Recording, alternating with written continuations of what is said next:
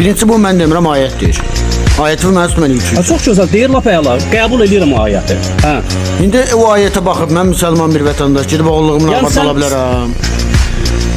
Esselamu Aleyküm ve Rahmetullahi ve Berekatuhu. Əziz və dəyərli müsəlmanlar, deməli, əxlaqdan uzaq olan ateistlər, iftirakar ateistlər, danışılan bilməyən ateistlər və şəriətdən baş çıxan ateistlər, yəni konkret olaraq onların şəriətdən baş çıxmır. Deməli, bu azmışlar, bu kafirlər, bu özünü tanımayanlar, Peyğəmbər sallallahu aleyhi və səlləm haqqında iftiralar, ağzına gələn danışırlar və çox böyük iddiamlar rəsullər. Və Peyğəmbər sallallahu aleyhi və səlləmi güya ki, yəni öz oğulluğunun yoldaşına göz tikən kimi, nə bilim, estağfurullah, qadın düşkünü kimi, yəni bir çox pis əməllərə aid edib Peyğəmbər sallallahu aleyhi və səlləmlə çatmaq istəyirlər.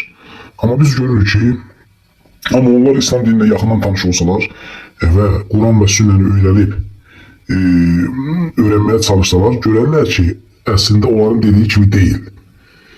Əziz müsəlmanlar, öncəliklə bunu demək istəyirəm ki, Peyğəmbərimiz sallallahu aleyhi ve sellem ona oğlum deyərək xitab etmək. Əksinə, Allah Rəsulü deyirdi ki, sən bizim qardaşımız və yaxın adamımızsan, deyirdi.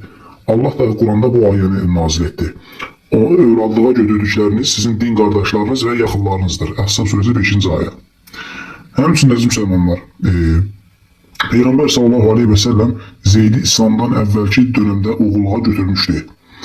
Lakin Allahın Quran-ı Kərimdə nazil etdiyi ayəsindən sonra bu oğulluğa nisbəti aradan qaldırmışdır. Zeydin öz doğma atası isə Harisə ibn Şərahil olub. Məhəmməd Peyğəmbər sallallahu aleyhi və səlləm deyil. Artıq qeyd edildi ki, Zeyd ibn Harisə Peyğəmbərin öz belindən gələn övladı deyildi. Sadəcə ona bir vaxta kimi himayəsini etmişdi. Deməli, əziz müsəlmanlar, gələcəm inşallah. Yəni, onları sübut edəcəm ki, hətta Peyğəmbər sallallahu aleyhi və səlləm evlənmək istəmirdi. Evlənmək istəsəydi onun yaxın qohumu idi, əvvəldən evlənərdi. Hətta onların boşanmasına imkan vermirdi. Yəni, Allah Rəsulü deyir ki, ya da zövcünün yolunda tut, boşanma onlara gələcəm inşallah. Yəni, Peyğəmbərimiz sallallahu aleyhi və səlləm onların dediyi kimi deyil. Və evlənməyin də bir hikməti səbəbi var. Səbəbsiz deyildi. Deməli, Zeynəbə Allah ondan razı olsun gəldikdə isə o uşaqlığından Peyğəmbərə qohum olub. Onun doğma bibisi qızı olub. Zeynəb şərəfli, alicənab bir xanım idi. Peyğəmbərin Allahın ona salavatı və salam olsun Zeynəbi birdən-birə görməsi və bundan sonra onunla evlənmək istəməsi yalan və bir iftiradır. Yəni, kafirlər deyirlər, Akçabat tezçilərlə bəzi iftiralar atırlar. Deməli, bu barədə olan rəvayət də uydurmadır.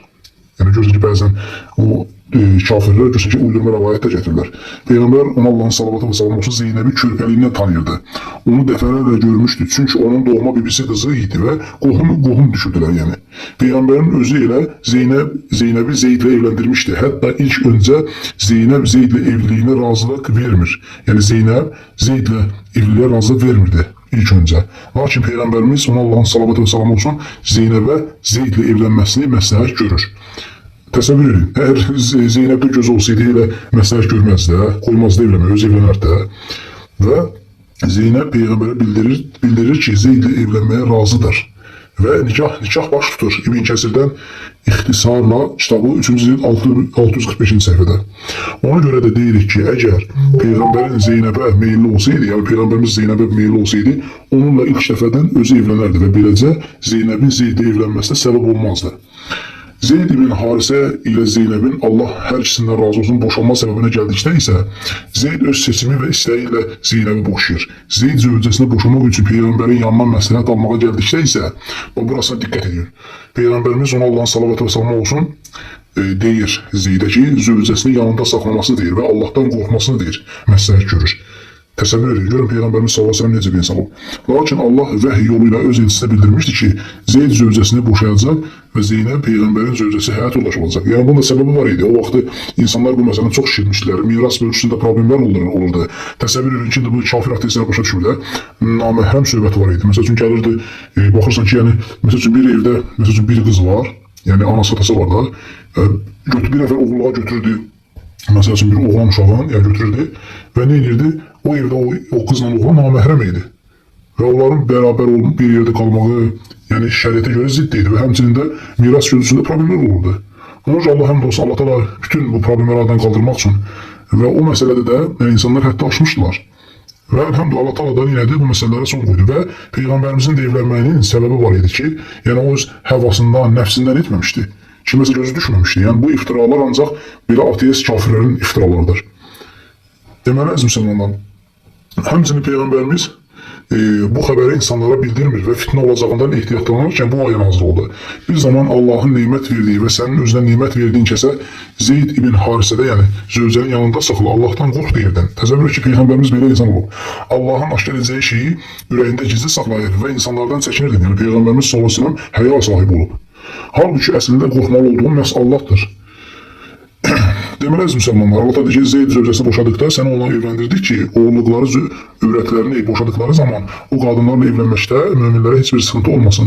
Allahın əmri mütləq yerinə yetirecəkdir. Yəni Allah da bir işi yerinə yetirirsə, onda bir hikmət var. Sadəcə bu ağılsıza bilmədiklərinə görə o ayələr niyə gəlmişdi, səbəb niyə idi, nə məsələlər var idi, onları araşdırmadan öz qısa ağıllarının hökm verirlər. Deməli, əziz müsəlmanlar, ayədə kesin çəkinmək və qorxmaq isə Peyğəmbərin həyasına dəvət edir. O vaxt ki, Allah ona Zeynəblə evlənəcəyi barədə xəbər vermişdi. Peyğəmbərimiz ustanmış və insanların Peyğəmbər öz oğulluğunu zövcəsi ilə evlənir deməsindən həya etmişdi. Allah isə Peyğəmbərin utanmaması üçün Allahın Peyğəmbərə təskinlik verməsi üçün bu ayədir. Allahın aşkar edəcəyi şeyi ürəyində gizli saxlayır və insanlardan çəkinirdin. Halbuki əslində qorxmalı olduğu məhz Allahdır. Deməli, əziz müsəlmanlar, Allah Quranda buyurur ki, sizə analarınız, qızlarınız, bacılarınız, bibiləriniz, xalalarınız, qardaş qızları, bacı qızları, sizi əmizdirən süd analarınız, süd bacılarınız, avradlarınızın anaları, yaxınlıq etdiyiniz qadınların himayənizdə olan ögey qızları sonra öz belinizdən gələn oğullarınızın arvadları ilə evlənmək və iki bacını, yəni sənə naməhrəm olan iki bacını birlikdə almaq sizə haram edildi. Deməli, əziz müsəlmanlar, əlhəmdülillah İslam dinində, yəni məhrəmlər var ki, yəni onlar qadağan dolar evlənmək. Elhamdülillah Peyğəmbərimiz zəli insanlarla evlənməyib. Və Allah Resulü da hətta özü evləndirmişdi Zeydlə, onun yoldaşını. Və hətta boşanmasına imkan vermirdi. Belə bir insana durub sən, nə bilim, onda gözün var, nə bilim, nələr iftira satmaq, yəni o ağılsızların, axmaqların, əxlaqsızların, yəni şərəfsizlərin işidir. Deməli, əziz müsəlmanlar, həmçinin alimlər deyirlər ki, əgər Allahın ona Zeynəblə evlənməsini əmr etməmişdən əvvəl Peyğəmbərin belə bir niyyəti olsaydı, Allah bunu Quran-ı Kərimdə mütləq ortaya çıxardardı. Necə ki, Əhzab surəsi 37-ci ayda Peyğəmbərin utanması qeyd olunmuşdur. Peyğəmbərin bunu gizlətməməsi onun doğruluğuna, sadiqliyinə dəlalət edir. Allahın Peyğəmbərinə böhtan atanların niyyətlərinin əks olaraq yalnız Peyğəmbərin sadiqliyi, doğruluğu, ümmətə əmanəti çatdırması ortaya çıxır. Biz müsəlmanların isə dinimizə olan yəqinliyimiz artır. Yalancıları, böhtançıları ifşa edən, doğruları, sadiqləri uzadan Allah'a həmd olsun. 14 əsrdir ki, Allahın Peyğəmbərini lənətləmək istəyənləri Allah daim peşman etmişdir. Allah bu rəhmət Peyğəmbərini, ona Allahın salavatı və salamı olsun, aləmlərə rəhmət və bu dinin müəllimi olana göndərmişdir. Hər bir müsəlman bacardığı qədər dini öyrənməli və İslama qarşı hilə quranların şübhələrindən özünü qorumağa çalışmalıdır. Onun üçün müsəlmanlar, cavab olaraq deyirik ki, əziz müsəlmanlar, 100 min dəfə əsla və əsla o yüksək əxlaq sahibinə, yəni belə alçaq şübhələri atmaq ancaq şərəfsizlərin işidir. Bəli, 15 yaşından 40 yaşına qədər təbii hərarətin qaynaması vaxtında və nəfsi həvəslərin alovlandığı, yəni cavan vaxtında təsəvvür edir ki, Peyğəmbərimiz mükəmməl iffət və tam ismət ilə böyük Xədicə, Allah'ın da razı olsun, anamız kimi yaşlı bir tək qadın ilə kifayətlənmişdir və onunla evlənmişdir. Belə bir insana 40 yaşından sonra təbii hərarətlərin təsəvvür ki, dayandığı, yəni ki, cavan vaxtı ilə 40 yaş bir deyil. Belə olduğu halda ona, nə bilim, nəfsani həvəslərinə tabi olmuş, çox evliliyi arzulayan, belə alçaq sözləri ona yaraşdırmaq əlbəttə ki, şərəfsizlikdir. Çünki Peyğəmbərimiz elə olsaydı zaman vaxtı olardı, amma insanlar hətta onun təsəvvür edir ki, yəni gözəl əxlaqını deyirdilər. Bu cür insana bu iftiraları atanlar ancaq əxlaqsızlardır, şərəfsizlərdir, onların da heç bir əxlaqı yoxdur.